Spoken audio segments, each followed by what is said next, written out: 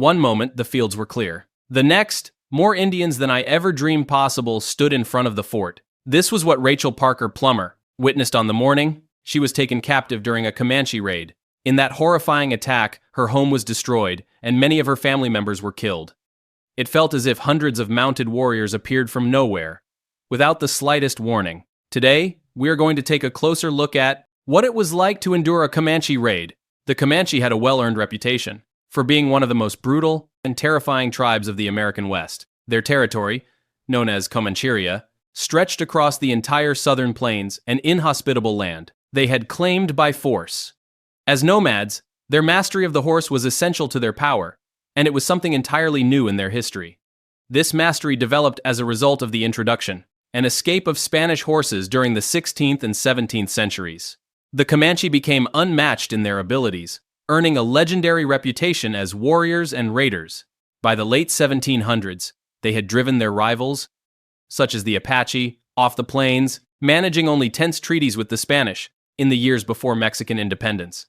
Moving into the 1800s, American westward expansion inevitably led to clashes between settlers and the Comanche. It was unavoidable. Manifest destiny demanded that the United States conquer the entire continent from east to west. Yet, with the discovery of gold in California, many settlers chose to bypass Comancheria altogether.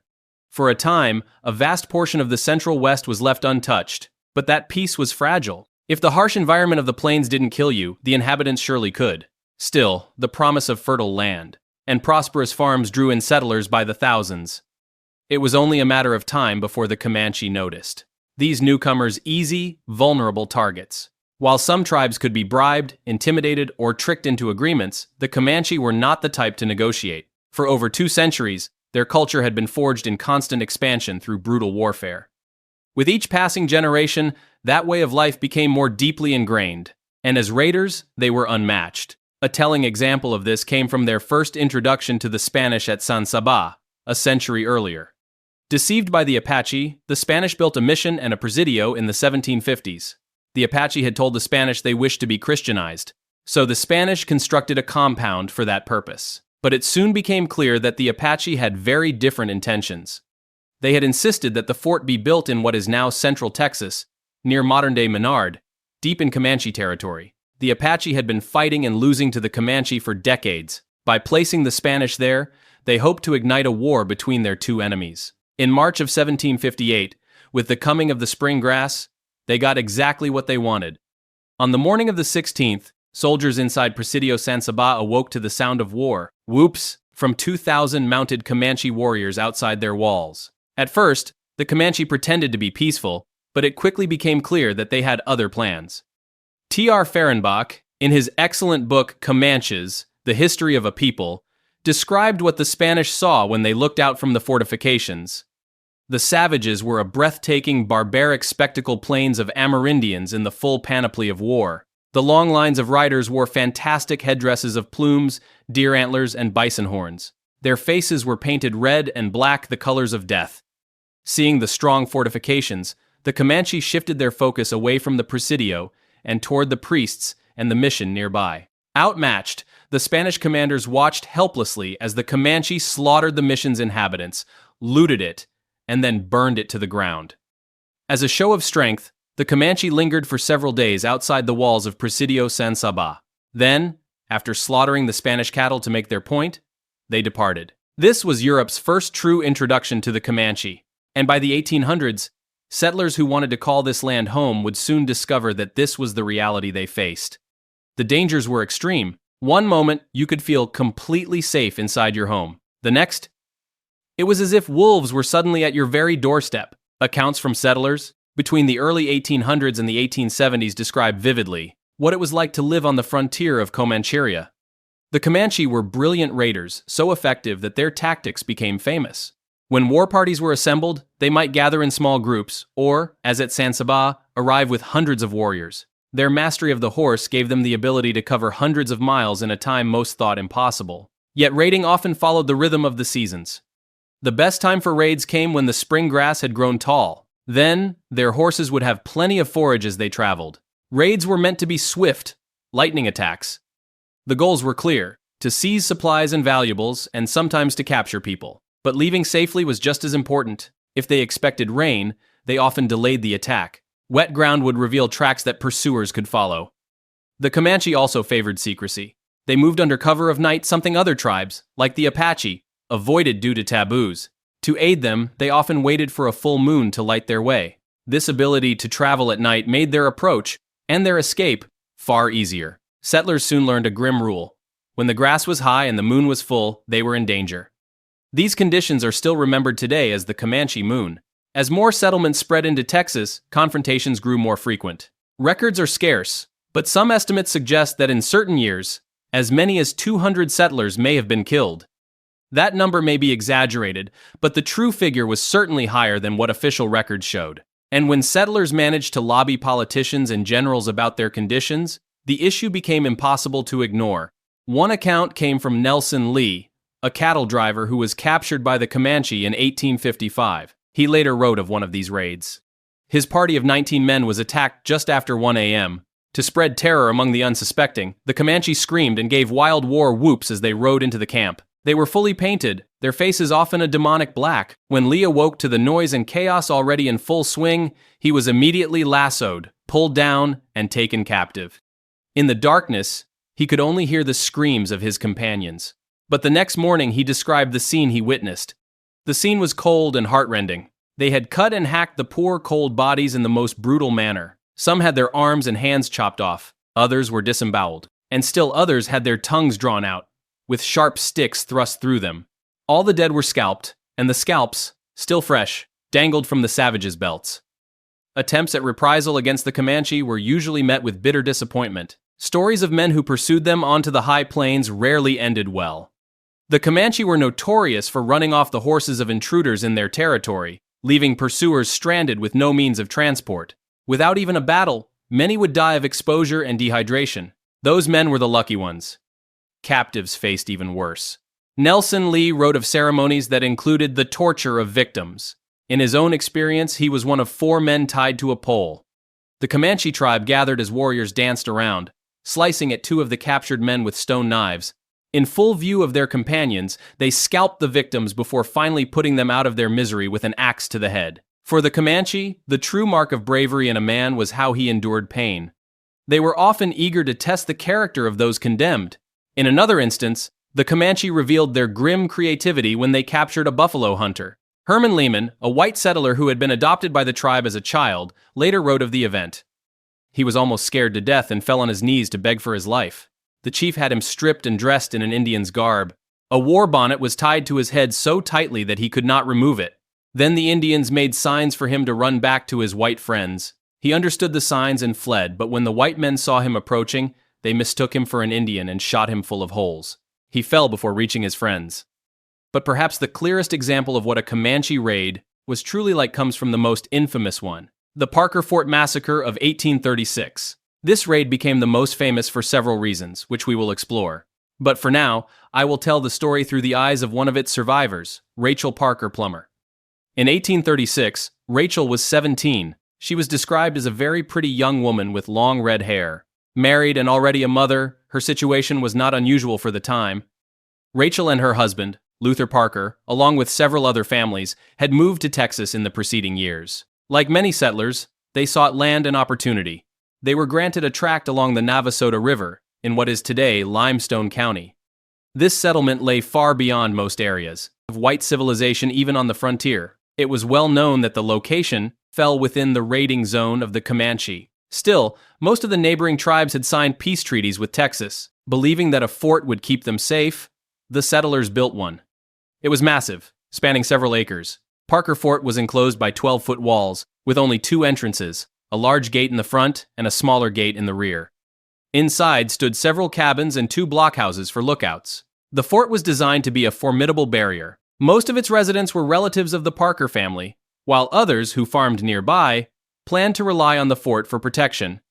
Far from the high plains, they did not expect what would come in May of 1836. With little warning, the Comanche moved light and fast beneath the full moon, raiding through the territory. On the morning of May 19th, they reached the doorstep of the Parkers. That morning began like any other for the settlers. Before 9 o'clock, several of the men, including Rachel's father, her husband, and her brother went out to tend the fields. The day was warm and peaceful. Rachel finished her morning chores and played with her 18-month-old son, but around 10 o'clock she heard a cry from the fields, "Indians!" She rushed to the blockhouse and peered over the fort's walls. Later, in her memoirs, she recalled the sight. One moment, the fields were clear. The next, more Indians than she had ever dreamed possible appeared before the fort. Before the settlers even realized what was happening, hundreds of mounted Comanche warriors materialized only a few hundred yards from their walls. Everyone feared that this was a war party. But then, the Comanche did something unexpected. They raised a white flag. Inside the fort, Rachel's uncles, Benjamin and Silas Parker, tried to organize the defenders. Yet they argued over whether they should run, hide, or stand and fight. Silas was 32, but his gray hair signaled to most that he was not young and reckless. He wanted to fight from behind the walls. Benjamin, however 16 years older, understood that the 12-foot walls were not high enough, and to stop a horde of Comanche with ropes from climbing over. If anyone was to survive, people would need to run and hide. As the brothers argued, 2 Comanche riders moved ahead of the others, signaling that they wished to parley. Benjamin decided to meet them. He hoped to buy time for those inside to gather their belongings before they fled. Silas pleaded with him not to go, but Benjamin was resolute. He walked through the front gate, while Rachel watched her uncle step out alone to speak with the Comanche. As Benjamin conversed with them, more warriors began edging closer from behind. They asked him for information where to camp and where to find water. They also demanded one of the Parkers' cattle to butcher and eat. Benjamin knew this was not what they truly wanted. The Comanche always knew where water could be found. The Navasota River was no mystery to them. One source even suggested that some of their horses were still wet from a recent crossing. Still, Benjamin realized that if he refused outright, they might attack immediately. He needed to stall, to buy more precious minutes for the people inside to escape. So he told the warriors that he wished to consult his people before making any promises. To his surprise, they allowed him to return to the fort. Back inside, Benjamin told everyone he did not believe the Comanche were peaceful. He urged that the women and children must leave at once. Determined, he prepared to go back outside to speak further, to gain more time. But Silas seized him, warning that if he stepped out again, the Comanche would surely kill him. Still, Benjamin felt it was the only way to keep the enemy away from the fort, even for a few moments longer. Before leaving once more, Rachel remembered him instructing the men to mount along the fence. Then Silas turned to her and said he knew they would kill Benjamin. He told her to run to his cabin. It was inside the fort, so Rachel ran to fetch Silas's shot pouch. He already had his rifle ready. As she peered over the wall, she saw Benjamin slowly approach the Comanche again, but this time was different. The warriors immediately began to surround him. Rachel hurried to grab the shot pouch for her uncle. Before she could flee through the small rear gate, Silas promised her that he would take some of the Comanche with him. Clutching her infant son, Rachel ran toward the back gate. As she left, she heard Benjamin's screams. The killing had begun. Gunfire and cries filled the air as Rachel escaped the fort with her 18-month-old boy in her arms. It seemed to her that the Comanche gave chase at once. Others were fleeing with her, but she was slower, weighed down, easy prey. To the Comanche, pursuing her was a cruel game. Before she had gone even 200 yards, she was struck down. The others kept running into the forest. Rachel tried desperately to shield her child, but the Comanche tore him from her arms. She fought back wildly. Then she heard more rifle shots. She thought, "Are we being saved? Have neighbors come to drive off the raiders?" But within moments, her hope vanished. The gunfire stopped. The shots had come from inside the fort. The last defenders had been silenced. Rachel was knocked down again. A warrior seized her by her long red hair and dragged her all the way back to the fort. When he finally released her, she was thrown beside the body of Benjamin. His corpse was mutilated, pierced with arrows protruding from every side. As each Comanche passed, they stabbed his body again with their spears. Rachel was forced to sit next to it. Covered in her own blood, she searched frantically for her son. At last, she heard his cries. She saw him on a horse, held by 2 Comanche women. Rachel tried to run to him, but 2 warriors seized her instantly. They beat and whipped her until her sobs stopped. The Comanche then marched out the other captives. There were 3 more, among them a 9-year-old girl named Cynthia Ann Parker. The warriors who brought them from the fort carried scalps in their hands. Rachel noticed that one scalp was gray. She knew it belonged to Silas. Years later, she would learn that he had kept his promise. He had taken down 4 Comanche before they finally overwhelmed him. She could not tell who the other scalps belonged to. As the captives looked on, the Comanche plundered the fort. They destroyed everything they could not use, slaughtering all the cattle they did not wish to take. Before long, the prisoners were forced to march toward the high plains, leaving behind the ruined fort and their shattered lives. The Parker Fort Massacre is likely the most famous of all Comanche raids. If not, it stands alongside the Great Raid of 1840 and the San Sabá Massacre. 34 settlers were inside the fort. Shockingly, only 5 were killed outright, though another woman was wounded when an arrow pierced her breast. 5 more were taken prisoner, including Rachel, her son, and young Cynthia Ann Parker, a name that many of you may recognize. Yet 23 people, nearly 2/3, managed to escape. This was actually common in raids. Mass killing was rarely the objective. The true purpose was resources, though sometimes, people themselves became resources. Once the threat had been established, the Comanche typically turned their focus to plunder. The same thing had happened at San Sabá. They could have inflicted far greater destruction, but they did not need to. They made their point, seized what they came for, and suffered no serious losses of their own. Raiders generally preferred soft targets. For native peoples, every loss mattered. Replacing a fallen warrior could take years, especially in smaller populations. But the story of the survivors is just as compelling, particularly that of Rachel. Rachel would live as a captive of the Comanche for about 2 years. Soon after her capture, Rachel was separated from her young son as well as the other prisoners, including Cynthia Ann. She was constantly beaten, forced to work, and subjected to far worse. At the time she was taken, she was also pregnant with her second child. She eventually gave birth, but the infant was killed soon after. Caring for it interfered with the labor expected of her. It remains one of the most shocking and gruesome accounts ever recorded. Yet Rachel was forced to endure and continue. In time, she even earned a measure of respect within the tribe after standing her ground. In a fight when she was mistreated, the Comanche were curious in that way. They placed genuine value on courage. After about 2 years in captivity, Rachel was sold to a trader who returned her to her family.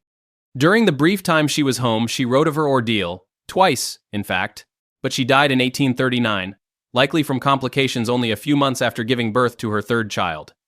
As for the legacy of Comanche raids, the Parker Fort Massacre was by no means an isolated event. Many endured similar horrors, but the Parker raid is especially notable for another reason. Among the captives was 9-year-old Cynthia Ann Parker. She grew up among the Comanche, married Chief Peta Nocona, and together they had a son, Quanah Parker, the final war chief of the Comanche.